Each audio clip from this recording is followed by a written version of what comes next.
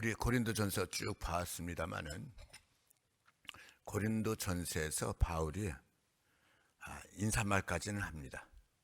갈라디아서는 인사말도 없이 바로 들어가는데 잘못된 교회, 문제가 아주 많았던 교회, 이 고린도 교회 인사말까지는 하고는 그러고서는 책망하죠. 너희 중에 파벌이 있다는 자, 파벌이 있다. 나는 개바파다, 나는 바울파다, 나는 아볼로파다, 나는 그리스도파다. 그리스도가 나뉘었냐? 뭔 소리를 하고 있는 거냐? 우린 다 그리스도의 일꾼들일 뿐이다. 바울이 전도했지. 바울이 전도한 곳에 아볼로가 목회했지.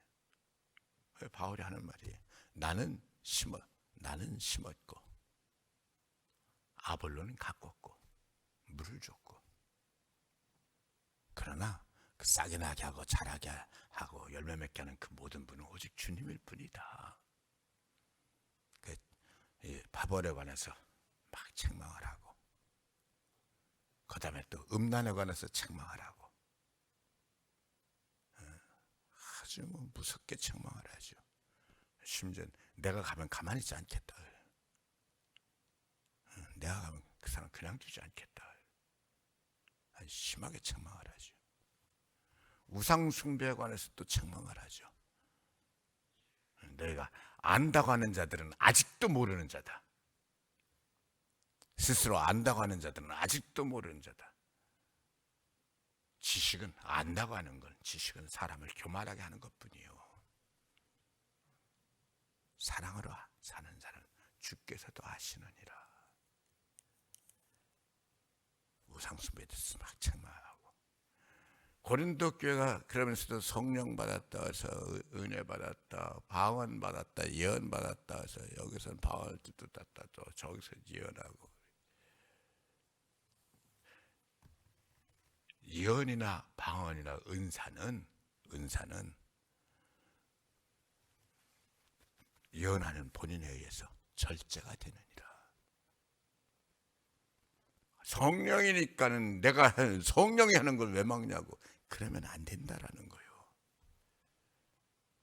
하나님은 온유하신 하나님이기 때문에 다 절제가 된다라는 거예요. 그러므로 교회 안에서는 질서 있게 해라. 그래서 고린도전서 여러 가지 책망하면서도 바른 길이 뭔가 하나하나 가르쳐 준 거예요. 이제 오늘 말씀에서는 그 얘기를 하는 거예요. 그 얘기를 하면서 실은 그렇게 파벌 문제라든가 또 음란 문제라든가 우상 숭배 문제라든가 이렇게 고린도 교회가 아주 시끌벅적하고 이상해졌었어요. 심지어 성령을 받았다고 하면서도 성령 받은 것 때문에 오히려 문제가 돼. 아니, 성령 받은 거 가지고 왜 문제가 되냐는 말이에요. 성령인데. 근데도 불구하고 성령 받은 거 가지고 교회가 온통 시끌벅적하게 무슨 문제돼. 성령도 질서가 있어야 된다 하면서 그 하나하나 다 짚어줬는데, 우리는 그 짚어준 것 가지고 고린도전서 이제 오늘날의 고린도 교회의 그 문제됐던 것이, 실은 오늘날 교회 안에서 이런 문제들을 하나하나 잡아줄 수 있는 거울이 되니까는 이런 문제들에서 고린도전서 보고서는 이렇다 해서 바로 잡을 수 있었는데, 바울이 그냥 그렇게 글로 잡아준 것이 아니라 실은 굉장히 속으로 고린도 교회가 그렇게 어려운 일들이 많으니까 근심을 많이 했다라는 거예요.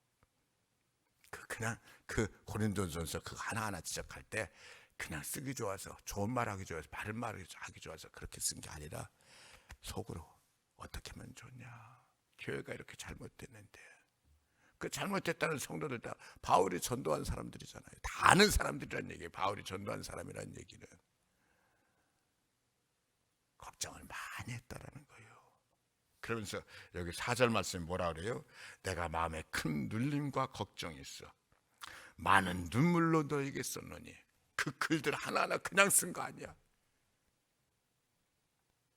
얼마나 안타깝고 속상하고 저 영혼 살려야지 되는데 저 영혼 살려야 돼. 영혼이 사는 건 인생이 사는 건데 큰 눌림과 걱정이 있어요. 목회자가 눌림이 있다는 거 이거 좀 앞뒤가 안 맞는 것 같아.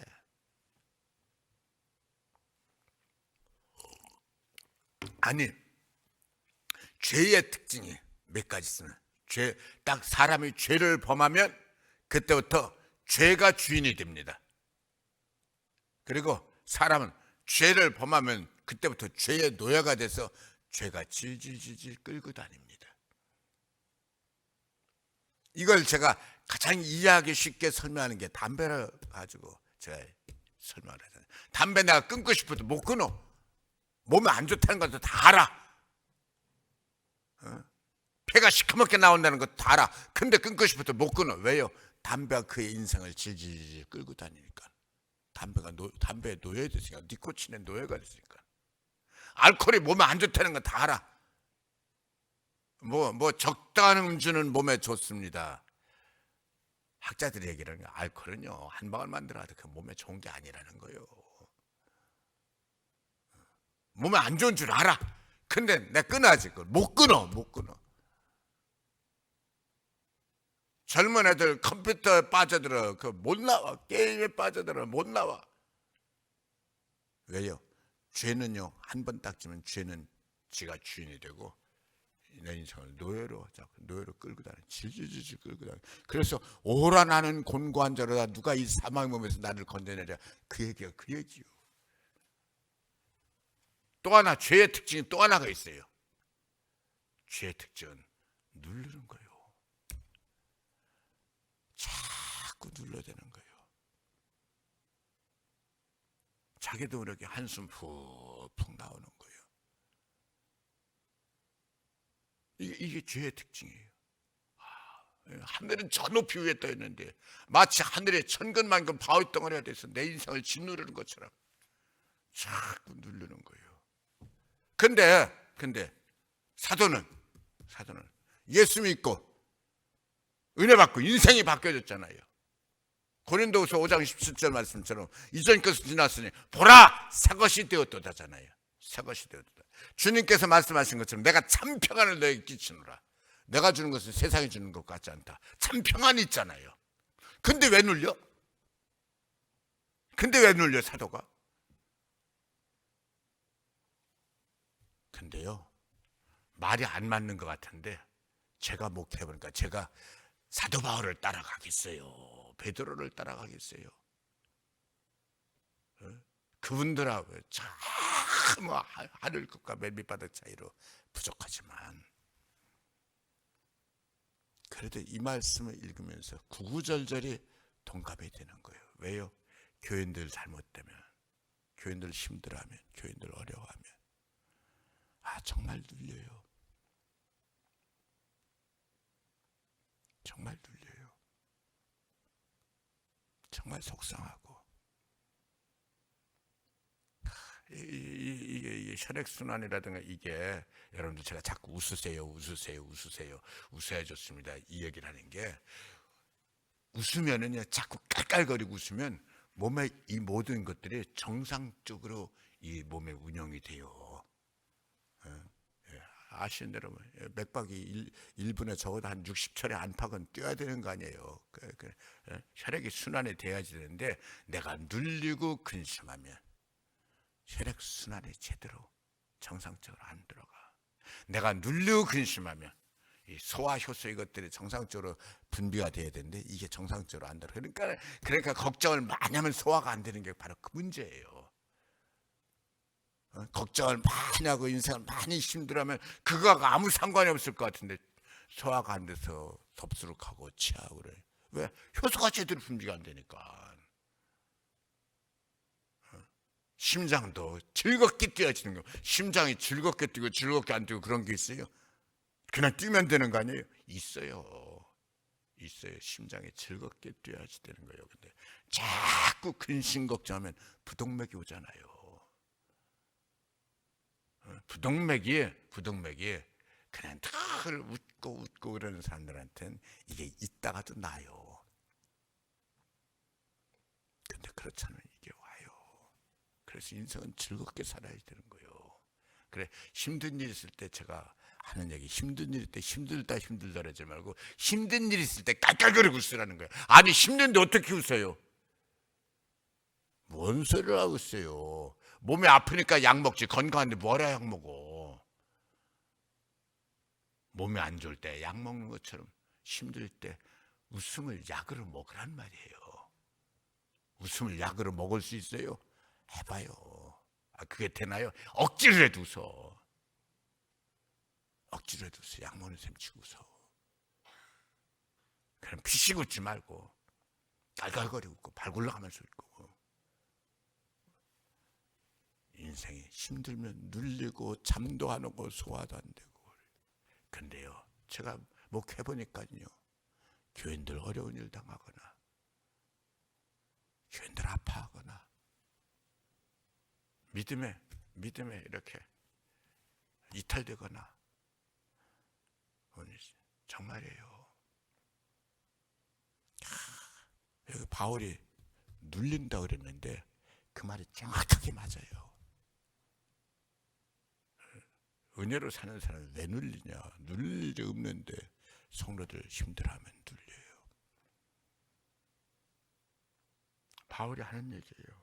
내 마음에 큰 눌림과 걱정이 있어. 많은 눈물로 너에게 쏘는 얘기. 바울의 큰 눌림과 걱정은 죄악으로 눌리는 게 아니야. 세상 일 가지고 근심 걱정하는 게 아니야. 성도들 잘못됐으니까는. 고린도 교회에 이 죄의 문제들, 파벌 문제, 음란 문제, 우상 숭배 문제, 시끌벅적한 이 문제들, 바울은 그냥 쓰기 좋아서 쓴 게 아니라 큰 눌림과 걱정이 있어서. 그 바울 고린도전서 그거 쓸 때 실은 울면서 썼다라는 거예요. 울면서 썼다는 거예요. 눈물로 썼다라는 거예요. 눈물로 썼다는 거예요. 울면서.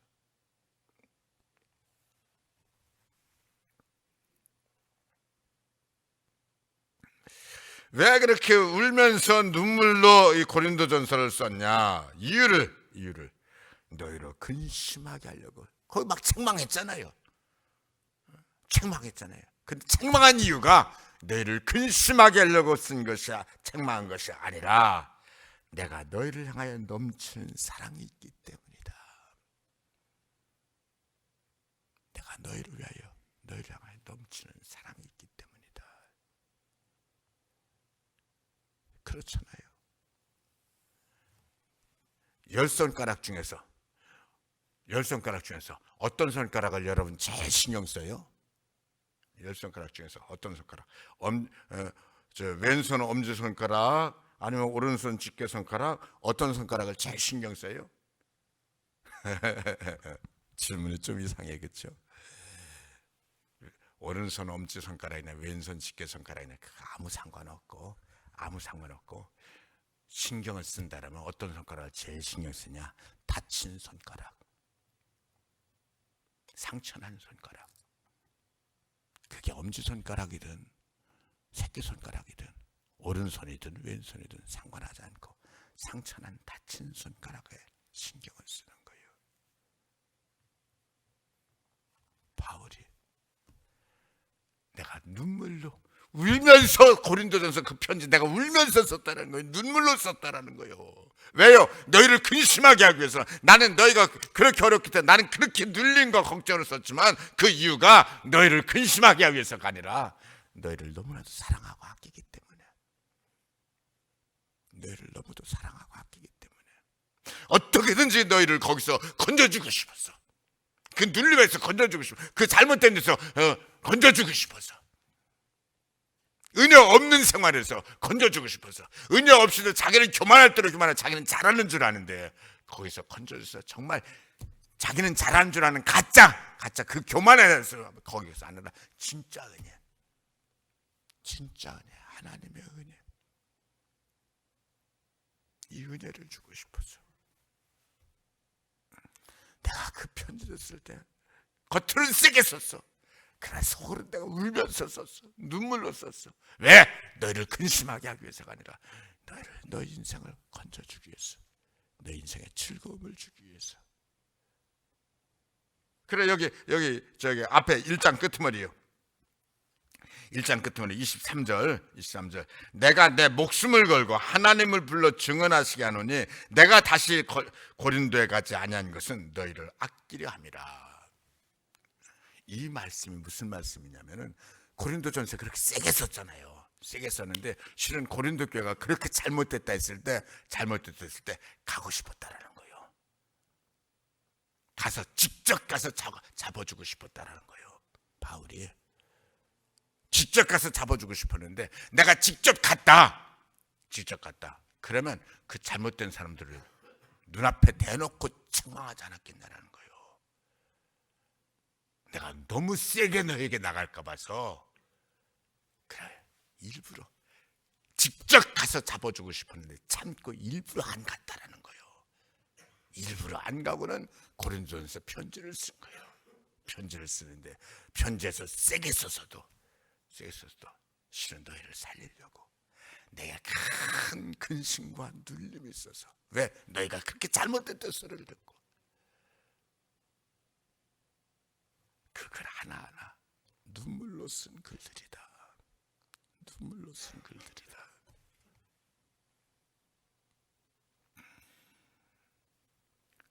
자녀들이 어렸을 때는 그냥 어렸으니까는 그냥 귀여워.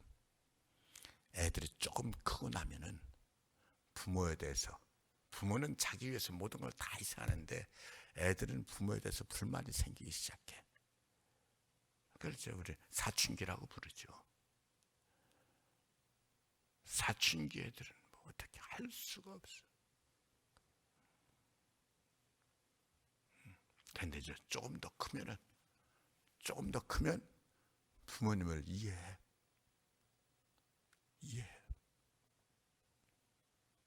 부모님 마음을 충분히 알아줄 수 있는 사람이 되면 다 큰 거예요. 그래서요 성경을 읽어보면 놀라운 얘기를 해요. 우리는 하나님 앞에 은혜 받고 하나님 앞에 기도해서 응답 받고 복 받고 하나님 나 돌봐주시고 이거 하면 믿음 생활 잘하는 건 줄 아는데 성경 그 이상을 얘기를 해요. 뭔 얘기를 해요? 하나님 마음을 알아주라는 거예요. 하나님 마음을 알아주라는 거예요. 하나님이신 예수님이 왜 나를 위해서 십자가의 고난을 받으셔야만 했나? 얼마나 사랑이 컸으면 하나님 마음을 알아주라는 거예요. 그러면 성숙한 성도가 되는 거예요. 우리 성도들이 셀리더를 이렇게 하면은요, 셀리더 하면 셀 식구들 몇 명인데 셀리더를 하고 나면은 그때부터 목사님 마음을 조금 좀 알기 시작해요. 주의적 똑같은 인간이에요. 우리처럼 실수할 수 있고 잘못할 수 있고 넘어질 수 있고. 그럼에도 불구하고 성경이 이렇게 기록하는 거예요. 너희 자신보다도 더 너희를 위해서 기도하는 자다. 부족해요.